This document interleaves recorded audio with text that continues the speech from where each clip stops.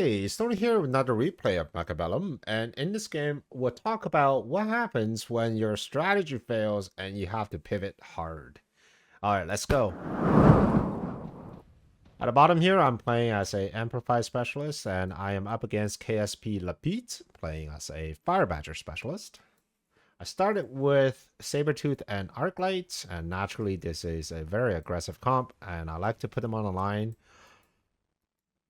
My opponent also starts with Sabertooth, but instead of Arclight, he had 3 packs of crawlers. So it really just comes down to the position of the Sabertooth and the position of the crawlers. Whoever gets that first shot typically wins the matchup on a saber action.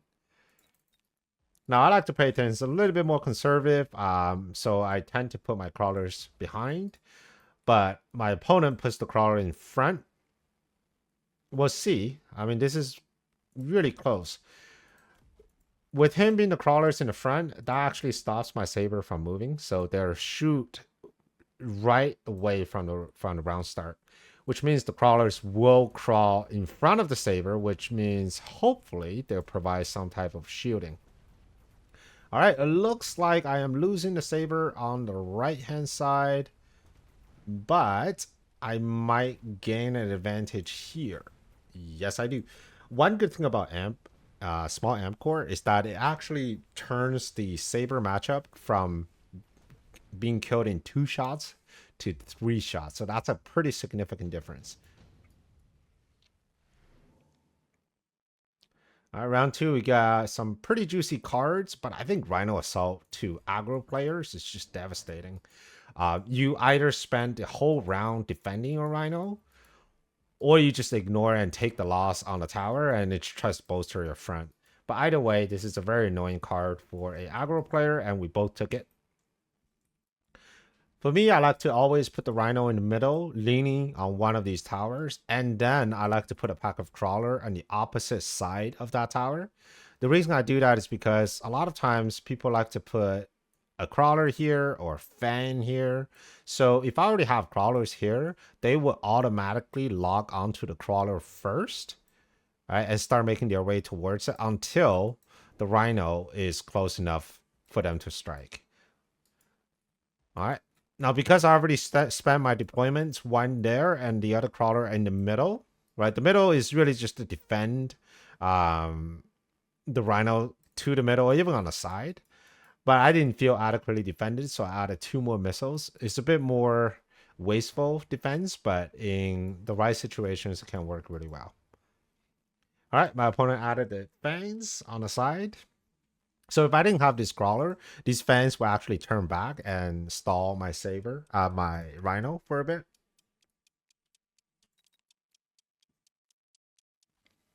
All right. So as you can see, the Rhino drops here for my opponent. He's going to get stopped by the missile, and that's a pretty long delay here.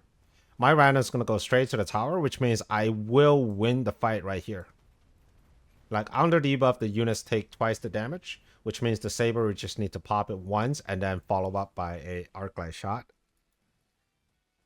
My opponent eventually gets the tower, but that is too little too late. The fight is already over. Now it's just free experience. Okay. And I did end up saving this missile, so that was pretty good. Saber get the level. Elite Rhino is offered, among other things. I think both the Shield Drop and Core are excellent cards, but with Elite Rhino, recently I've been playing a lot of Blendo. So for those of you who don't know, Blendo is essentially Rhino with Whirlwind and armor, and then the rest of these tech, well, Mech Rage and Power Armor, and then you just mobile beacon them straight to the tower. At some point, if the Rhinos are big enough, it is very hard to defend, because they take so long to kill the Rhino, and if you don't kill the Rhino fast enough, they get the tower. But if you spend all your resources defending the Rhino, then you're not really taking care of the rest of the DPS. So Blendo is usually followed up by some sort of Wasp play, because Wasp, they do decent damage, and they're very fragile. So the Rhino provides that big, tanky HP in front of them. I've seen Optorius. He is really good at Blendo these days with carry Fangs, which is another type of unit that is very fragile, but if you let them scale, they would do a ton of damage. All right, my opponent added the fire badgers because we're in round 3 and he gets it for free, and it's going to be at the corner.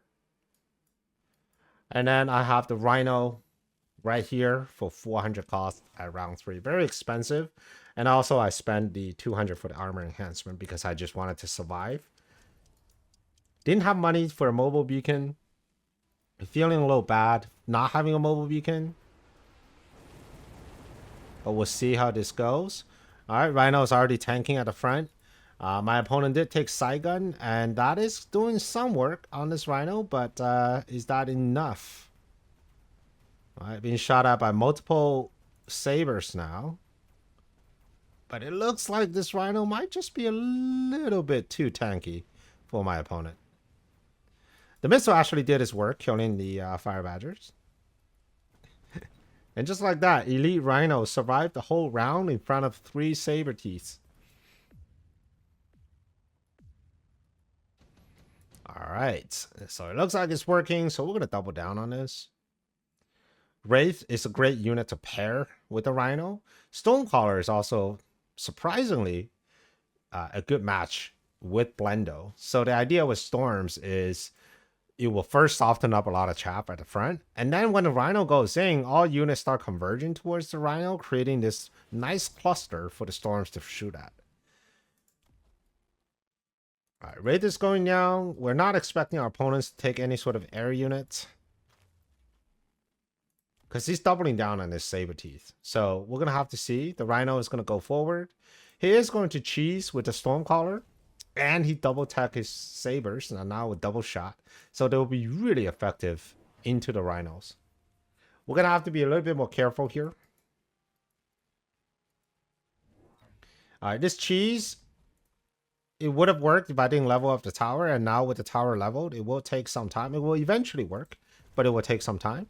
And since this round, my opponent has no anti-air except this pack of fans, I think we're still going to be doing okay. But double shot though, wow, the tower debuff actually gets my level 3 Rhino, which means this saber gets a level. This saber gets a level. And now we're in a bit of a trouble. Let's see. First of all, we're going to have to clean this up with this level 2 Wraith. Really good unit. Like, I'm surprised my opponent didn't take the Wraith. Probably because he thought he's a Fire Badger specialist and he already has the premium headbutt chaff clear unit. But I just feel like the level 2 Wraith is too good of a card to pass out. Alright, we've got some options. I think additional deployment is really good into a headbutt. That just allows you to double down on chaff. Took the whirlwind, so now we're actually doing the blendo.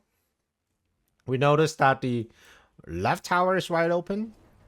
We couldn't do this before because without Whirlwind, the Rhino was very likely to get stuck on something. And since these are elite Rhinos that cost 400, I don't always have the money to protect this Rhino and also provide him with the right chaff clear.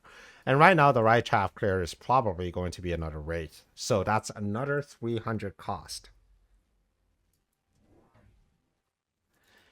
Alright, lots of saber teeth. 2 of them already are level 2. We also have a single Farseer with AA. So what that means is that if my Rhino falls, this Farseer is just, well, never mind. It's just going to log onto my Wraith. And because of the double shot, this Rhino barely gets close to this intended target. Now, luckily, I did have my Rhino number 2 going to the tower, and it did get the tower. Now, unlucky for me that my Wraith did not survive. So now things are looking a little sketchy because there's no way that my Rhinos are going to survive 2 double shot saber teeth, right? Unless, of course, the arc light gets stuck on the Rhino and the saber teeth gets stuck on the crawlers.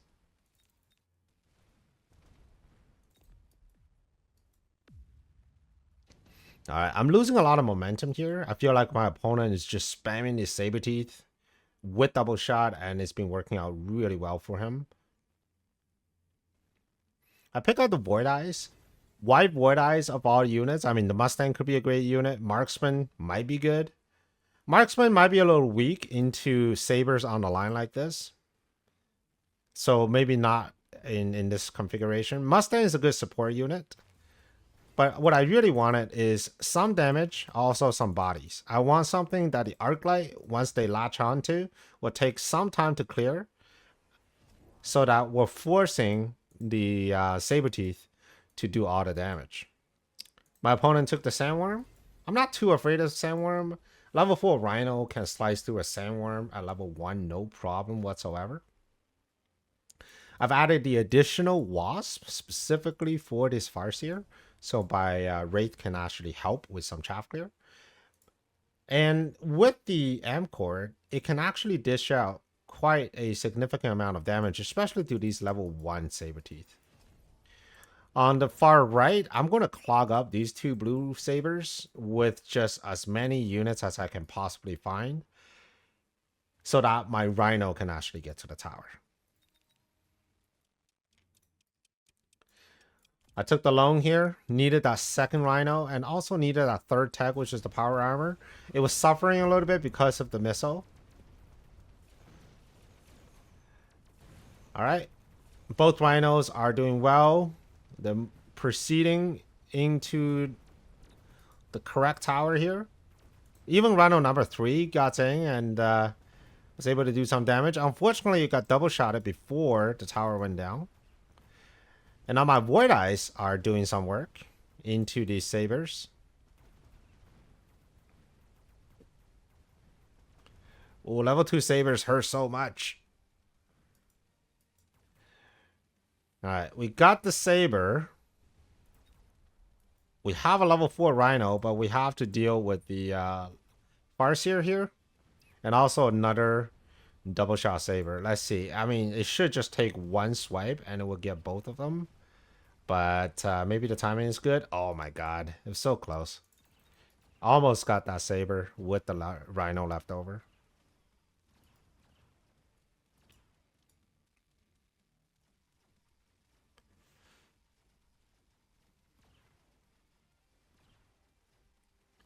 Alright, Void Eyes gonna do Void Eye things with the fangs.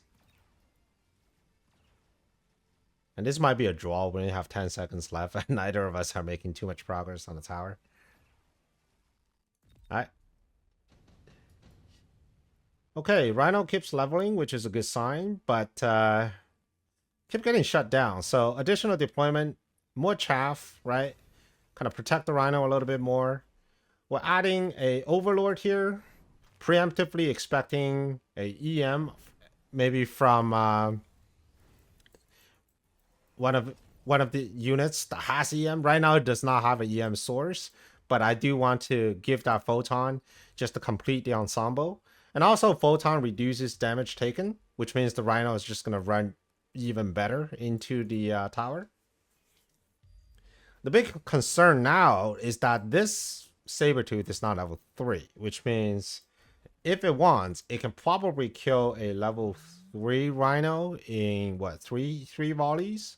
So every time it double shots, it does 52,000 plus damage. And this one has 114, so yeah, maybe 2 volleys. 3 volleys. Plus some chipping damage from the rest of the unit. Alright, 2 more Saberteeth. Just following up the initial chaff line. So we have, whoa, 3 more Saberteeth. Okay.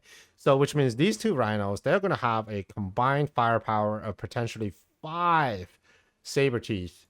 So even with Photon, this is looking a little sketchy.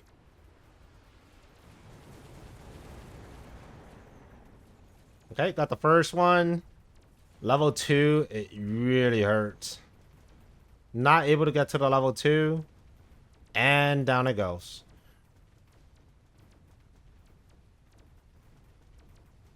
Okay, the boat is not focusing on the Farseer, which means the Farseer will be able to bring down the Wraith.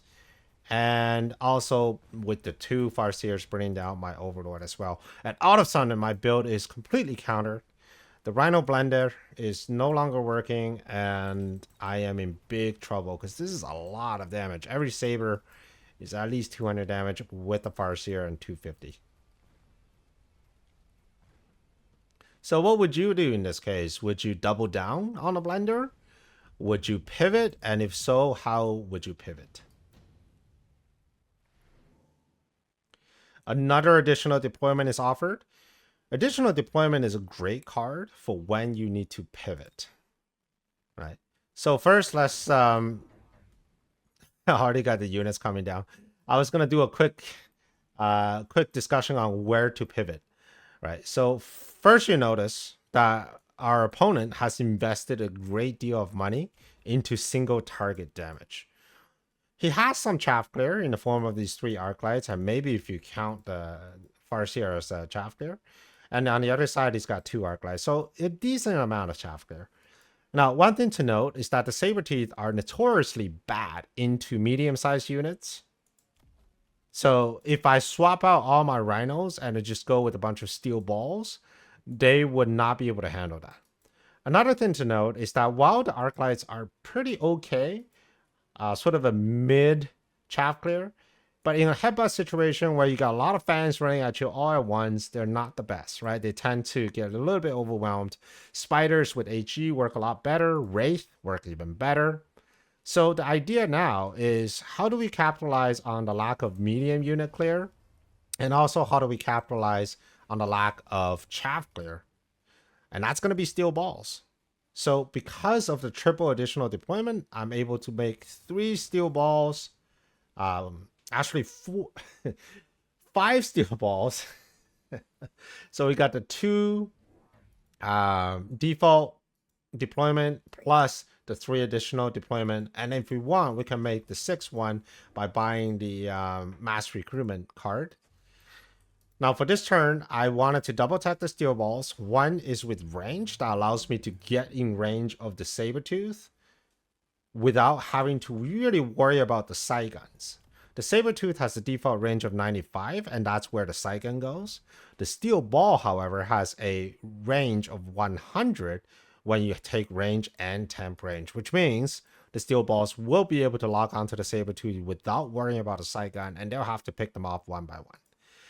The second tech I took was Mech Div, which means every time a Saber kills a Steel Ball, it cannot immediately lock onto the next ball, so that if the ball is locking onto the Saber, it will most likely kill it, because of the crawlers that burst out of the dead ball.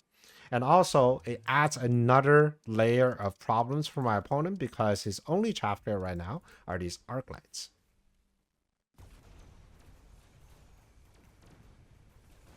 Alright, Steel Ball doing Steel Ball things. We're already getting to some of the frontal units. Alright, now we're getting onto this Big Saber. Now, Big Saber, of course, takes a little bit of time, but that's no problem for level 1 Steel Ball, especially Mech Div. So you notice how when the Saber killed his Steel Balls, it didn't immediately lock onto the next one. Alright, still a little sketchy, but things are turning around. I think we just need to have more units, right? We just need to find that pressure point and really push it hard. Alright, next turn we're going to sell this another big Rhino, so that's another 400. It feels a little sad, because I've already invested 3 techs. That's more than 1,000 worth of technology. But I can't win with rhinos. There's too many double shot saber teeth. And it's going to be more balls. And this time we're going to have 5 more balls and a wraith. And his board is completely changing. And it's hard for my opponent, right? Because what can he do against all these balls? He can go Raiden, of course. He can go Scorpions, right? But it's the mental process of overcoming, I guess, sort of the sunk cost of the unit that you already have on the board. So for me, the sunk cost was triple tech on the Rhino. You have to really make that mental adjustment. You have to say, yeah, it doesn't work anymore. And I am abandoning the unit that I have teched the most in this entire game in favor of a better unit that will potentially win me the game. So that is the same thought process for my opponent. So he can either abandon these double tech sabers in favor of something like a Scorpion, which doesn't guarantee him to win, because I feel like the Scorpion, unless you're Assault Scorpion with double shot, it still takes a very long time to deal with these balls, but it is possible. Or does he want to stay with the saber teeth and just double down on them? And it seems like the answer is just double down on them. And I don't blame him. It's a very human way of approaching these type of games. Now, unfortunately for my opponent, if you're doubling down on a saber teeth, which means your medium unit clear still sucks, and your arc lights are still overwhelmed with this infinite stream of crawlers. And the worst case for arc light is that if you get locked onto a steel ball, you're not chaff clearing at all, right? Like this arc light right here, it's being stuck onto a steel ball, it's not chaff clearing, and by the time the crawler's already running towards you, that's just way too late.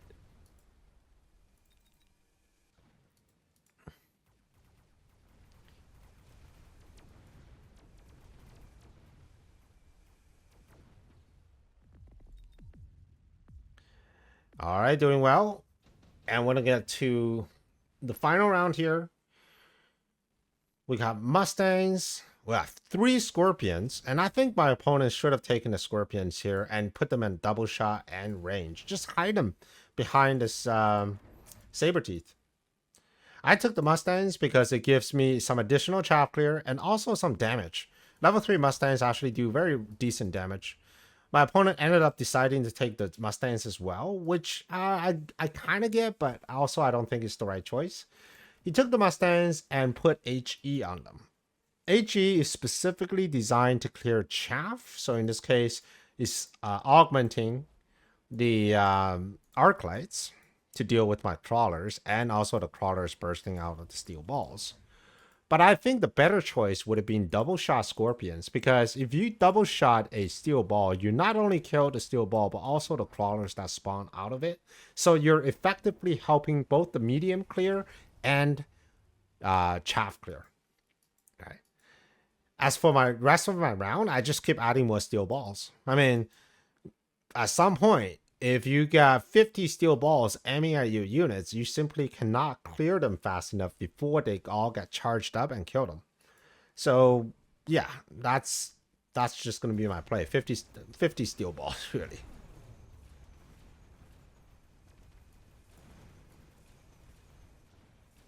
All right, the Mustangs coming in. One other problem that I noticed is that my opponent took range on the Mustangs. You really don't want your sabers to be locked down so early. You want the Mustangs to serve as a screen in front of the sabers. So if you didn't take range, your Mustang will be the exact same range as your saber, and that will confuse some of my steel balls, which is a good thing. But because you took range, all of your heavy hitting units are gone way too fast, and there's really nothing left to deal with this high level steel balls. All right, well, I hope we enjoyed this game, and this is how you turn a losing position and pivot it into a winning one. And I think the hardest part is the mental hurdle of overcoming this sunk cost. You already have units on the board that you heavily invested in. How do you completely drop those units in favor of something that wins you the game? All right.